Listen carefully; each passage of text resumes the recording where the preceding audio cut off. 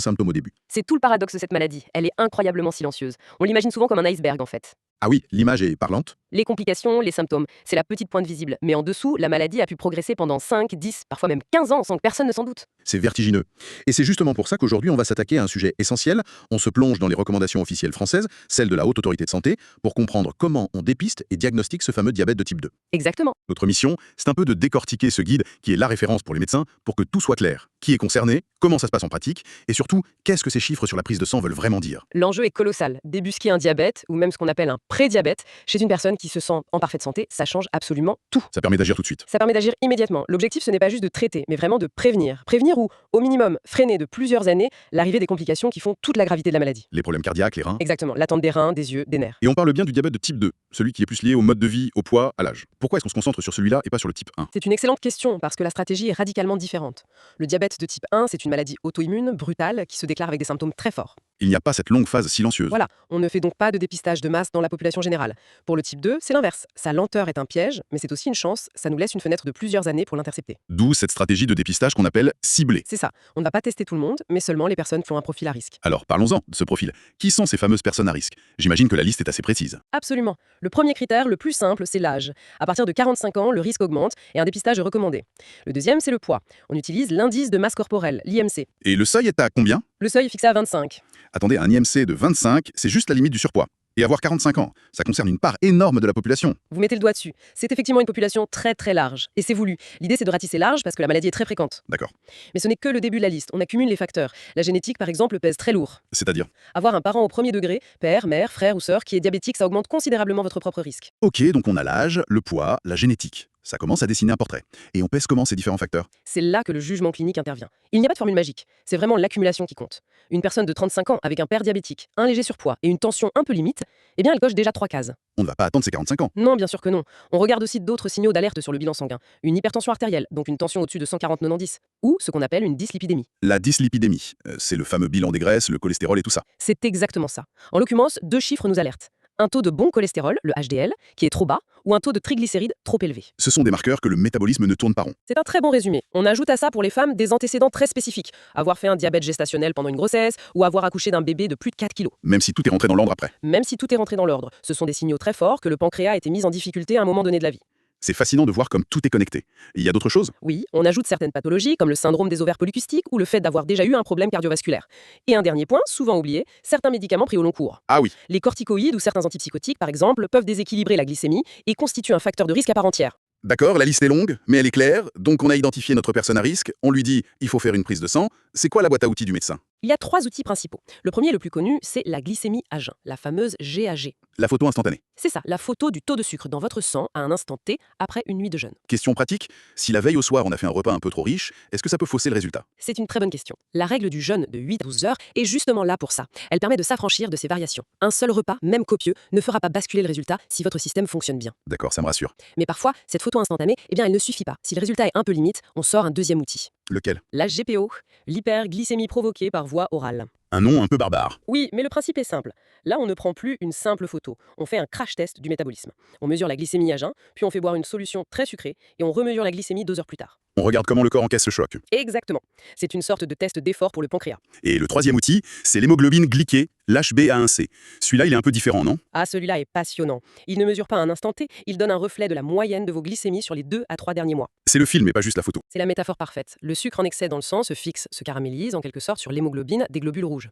Et comme un globule rouge vit environ 3 mois, en mesurant ce taux, on a une moyenne très fiable. Son super pouvoir, c'est que même si on a fait des excès la veille, ou au contraire si on a jeûné, ça ne fausse pas le résultat. Elle lisse tout ça. C'est exactement ça.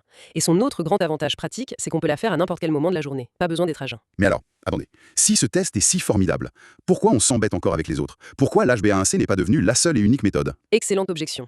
Il y a 2 raisons principales. La première, c'est qu'elle a ses limites. Elle n'est pas fiable dans toutes les situations qui affectent les globules rouges. Comme l'anémie par exemple. L'anémie, certaines maladies du sang, une insuffisance rénale sévère ou même la grossesse. Dans ces cas-là, le film est corrompu et il faut revenir à la bonne vieille photo de la glycémie. D'accord, je comprends. Et la deuxième raison est plus historique et logistique. Le dosage doit être fait par une méthode très standardisée pour être fiable, ce qui n'a pas toujours été le cas partout. Ok, donc on a notre boîte à outils, la photo, le crash test et le film. Maintenant, comment on lit les résultats? J'imagine qu'il y a des seuils, une sorte de code couleur. C'est une très bonne image, c'est exactement ça. Prenons la glycémie à jeûne. En dessous de 1,10 g par litre, vous êtes dans le vert. C'est normal. Et le rouge, le diabète, c'est à partir de combien? Au-dessus, ou égal à 1,26 g par litre, vous êtes dans le rouge. C'est le seuil du diabète. Et entre les deux? Cette zone de 1,10 à 1,25, c'est ça la zone orange? C'est la zone orange, tout à fait. On appelle ça l'hyperglycémie modérée à jeun. Ce n'est pas encore la maladie, mais ce n'est plus la santé parfaite. C'est un signal d'alarme majeur. C'est le prédiabète. Voilà. On parle souvent de prédiabète, c'est un carton jaune. Pour l'HCGPO, on regarde le chiffre à 2 heures. Sous 1,40 c'est vert, au-dessus de 2,0 c'est rouge, le diabète. Et pour l'HbA1c, les seuils sont en pourcentage. C'est ça. En dessous de 5,7% c'est vert, au-dessus ou égal à 6,5% c'est rouge. La zone orange se situe donc entre 5,7 et 6,4%. C'est très clair. Et je comprends mieux la prudence avec l'HbA1c. Si quelqu'un a une anémie, son film est de mauvaise qualité, donc on ne peut pas se fier à l'image pour poser un diagnostic aussi grave. Précisément, une bonne pratique, quand une HbA1c revient un peu limite, c'est de vérifier la prise de sang complète pour être sûr qu'il n'y a pas d'anémie qui fausse la mesure. D'accord. Imaginons le scénario. Une personne à risque fait sa prise de sang, le résultat tombe et il est dans le rouge. Est-ce que ça y est, le diagnostic est posé? Non. Et c'est une règle d'or, un principe fondamental de ces recommandations. Pour une personne qui n'a aucun symptôme, on ne pose jamais le diagnostic de diabète sur un seul résultat. Jamais. C'est incroyablement prudent. Pourquoi cette insistance? Il peut y avoir des erreurs? Il peut y avoir une variabilité biologique, une erreur de laboratoire, bien que rare, ou même une situation de stress intense qui peut ponctuellement élever la glycémie. Un diagnostic de maladie chronique, ça ne se pose pas à la légère. Ça engage un traitement à vie. Exactement. Il faut donc absolument une confirmation. On doit refaire un deuxième prélèvement. Idéalement, un autre jour, et si possible avec une autre méthode. Par exemple, une glycémie à jeun élevée confirmée par une HbA1c élevée. C'est ça. Ou 2 glycémies à jeun élevées à quelques jours d'intervalle. Cette règle de la double confirmation me semble très sage, mais j'imagine une situation d'urgence. Quelqu'un qui arrive très mal en point, avec une soif intense. Est-ce qu'on lui dit « revenez la semaine prochaine pour une deuxième prise de sang » ? Votre question est parfaite car elle nous amène à la seule et unique exception. C'est le cas du patient symptomatique. Ah. Si une personne présente les signes cardinaux du diabète, une soif intense, le besoin d'uriner tout le temps et un amaigrissement rapide, alors le jeu change. Dans ce contexte, une seule glycémie, même faite à n'importe quel moment de la journée, si elle est supérieure à 2,00 g décilitres. Le diagnostic est immédiat. Immédiat, pas besoin de confirmation. Les symptômes sont si parlants que le chiffre ne fait que valider l'évidence. Pour que ce soit encore plus concret, prenons quelques cas pratiques. Un certain Monsieur Martin. D'accord. Monsieur Martin a 52 ans, un IMC à 28, donc en surpoids, mais il se sent très bien, aucun symptôme. Sa glycémie à jeun revient à 1,28 g par litre. On est au-dessus du seuil de 1,26. Le voyant rouge s'allume. Mais comme il est asymptomatique, notre règle d'or s'applique. On ne conclut pas tout de suite. C'est tout à fait ça. On ne dit pas vous êtes diabétique, on dit votre résultat est élevé, il faut le contrôler. On prescrit alors soit une deuxième glycémie, soit une HbA1c. Et seulement si ce deuxième test est aussi dans le rouge, le diagnostic est posé. Voilà, le diagnostic sera officiellement posé. Très clair. Deuxième cas, Madame Leroy, 48 ans, en surpoids. Sa glycémie à jeun est à 1,18 g par litre. Là, on est en plein dans la zone orange, le fameux prédiabète. Elle n'est ni normale, ni diabétique. C'est le cas typique où la photo ne suffit pas. On a besoin de plus d'informations. C'est là que le crash test, la GPO, entre en scène. C'est l'indication parfaite. La GPO va nous dire comment son corps gère une charge de sucre. Peut-être qu'il la gère bien, ou au contraire, peut-être qu'il est complètement dépassé et que la GPO va révéler un diabète masqué. Et un dernier cas très différent, un jeune homme de 19 ans. Oui, un cas qui illustre l'autre versant. Il vient consulter car il est épuisé, il boit des litres d'eau et il a perdu 5 kilos en un mois. Les symptômes sont assourdissants. Exactement. Une simple piqûre au bout du doigt chez le médecin montre une glycémie à 2,45 g par litre. Ok, là toutes les alarmes sonnent. On est en plein dans l'exception symptomatique. Pas de doute, pas de double contrôle. Le diagnostic est immédiat et c'est une urgence. Un tel tableau chez un sujet si jeune, c'est quasi certainement un diabète de type 1. La prise en charge doit être hospitalière et immédiate. Ces exemples rendent tout l'arbre de décision très vivant. On a beaucoup parlé des adultes, est-ce que ce protocole s'applique aussi aux enfants? Il y a des adaptations. Malheureusement, avec l'obésité infantile, on voit apparaître du diabète de type 2 chez des adolescents. Le dépistage peut donc être proposé dès 10 ans chez un jeune en fort surpoids. D'accord. Et pour le diabète de grossesse? C'est encore un protocole spécifique, très codifié, souvent avec une HGPO, mais avec des seuils de glycémie qui lui sont propres, plus bas que pour la population générale. Et une fois qu'on a un résultat, quel est le rythme de surveillance? Si le dépistage est normal chez une personne à risque, on contrôle tous les 3 ans. Par contre, si on est dans cette zone orange de prédiabète, la surveillance doit être annuelle. Le risque de basculer est plus élevé. Beaucoup plus élevé. Et il faut suivre ça de très près, en insistant sur les mesures de diététique et d'activité physique. J'ai l'impression que ce dépistage est bien plus qu'une simple recherche de sucre. C'est presque une check-up de la santé métabolique globale. Vous avez parfaitement résumé.